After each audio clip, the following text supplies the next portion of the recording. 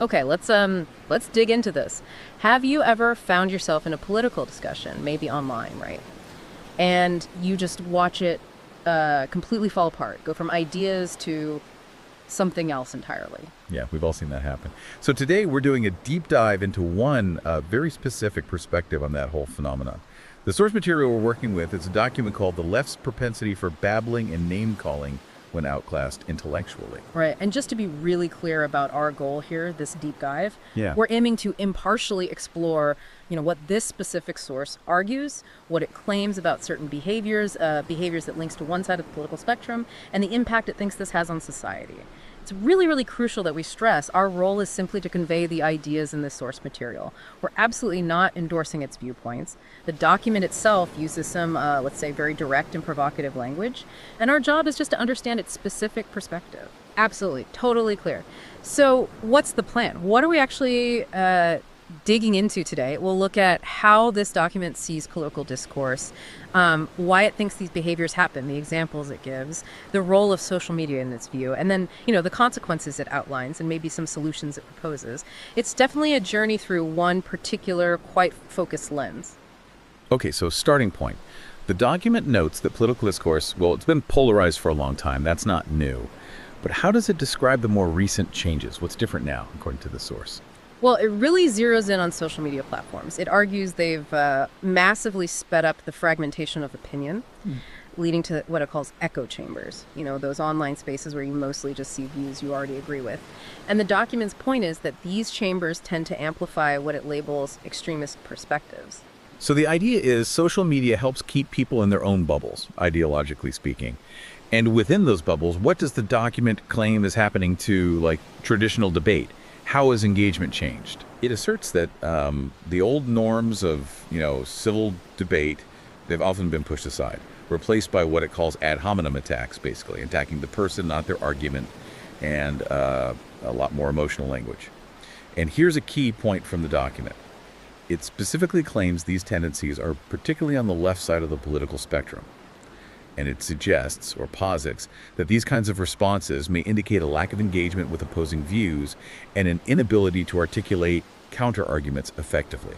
Again, that's the document's claim. Okay, that's quite a specific assertion. So if the document is claiming this behavior exists, what reasons does it give? Why does it think this tendency for what it calls name-calling or babbling happens? It unpacks a few factors it sees contributing, things like ideological rigidity, so really sticking firmly to your beliefs.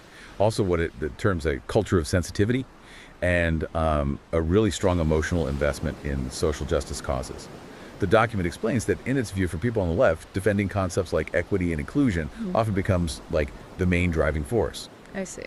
So if that defense of equity and inclusion is the core motivation, what does the source suggest happens when those really deeply held values get challenged or criticized? Right. This is where it gets interesting, according to the document. Yeah. It suggests that when faced with those criticisms, an emotional reaction can kind of take over, overshadowing more rational discussion.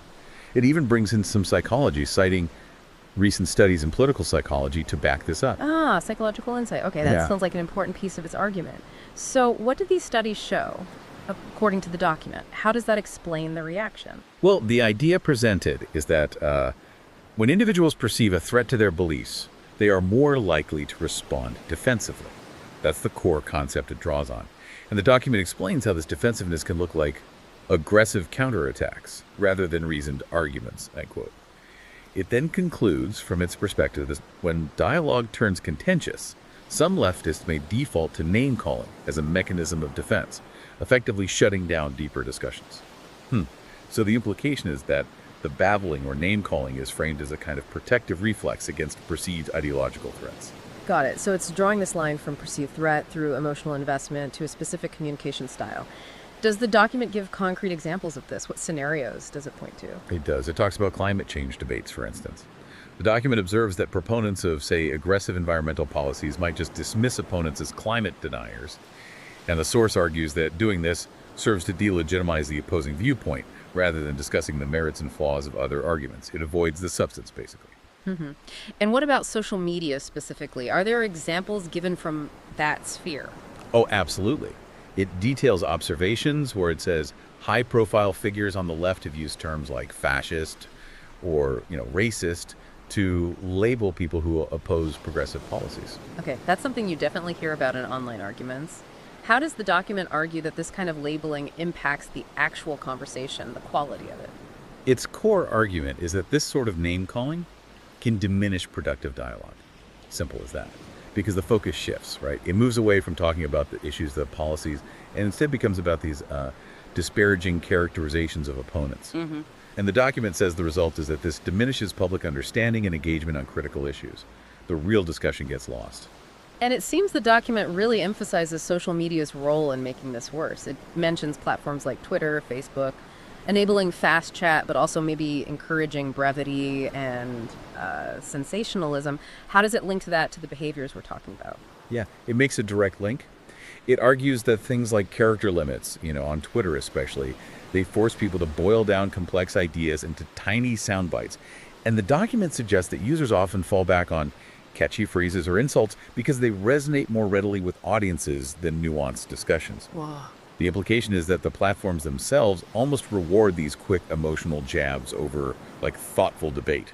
That's a strong claim about how the platforms are structured. And the document brings in some research here too, doesn't it? Something from the Pew Research Center. That's right. It cites research by Pew, which apparently indicates that polarized political discussions online tend to focus more on personal grievances and name-calling rather than factual analysis.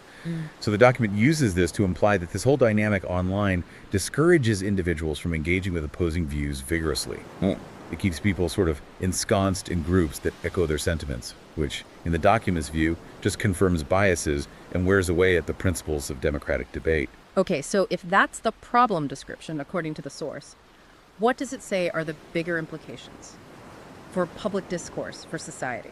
Well, the document argues pretty directly that this tendency, it describes the babbling or name-calling it, fundamentally impairs public discourse.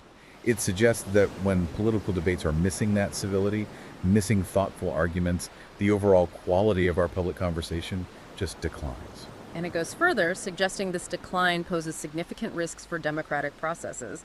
That sounds serious. What kind of risks is it talking about there? It points to things like the spread of misinformation, Right. And just generally increased polarization. But also it suggests that if dialogue isn't constructive, people might just check out entirely, disengage from politics, which could lead to voter apathy. So yeah, it's framing it as a potential threat to democratic health itself. Wow, okay. Serious stuff. And it even connects this to education, saying schools and universities are vulnerable. How does it see this issue playing out in the, say, educational settings?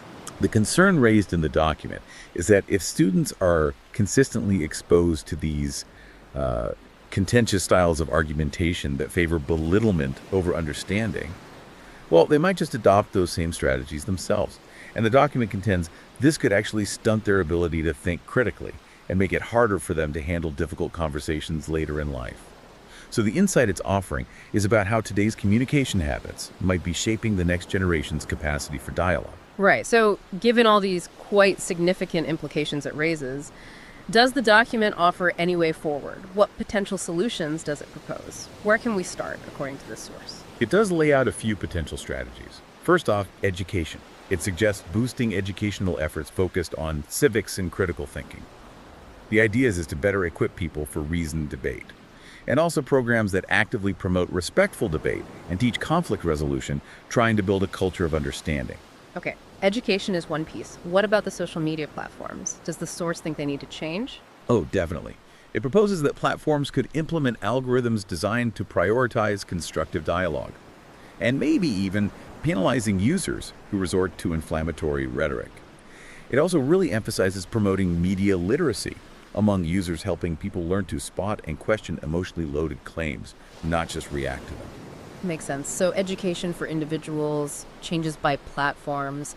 Does the document suggest any other maybe broader structural ideas for improving discourse? Yes, it does. It talks about encouraging bipartisan discussion forums, and the key point here, according to the document, is that these spaces should explicitly focus on finding common ground rather than deepening divides.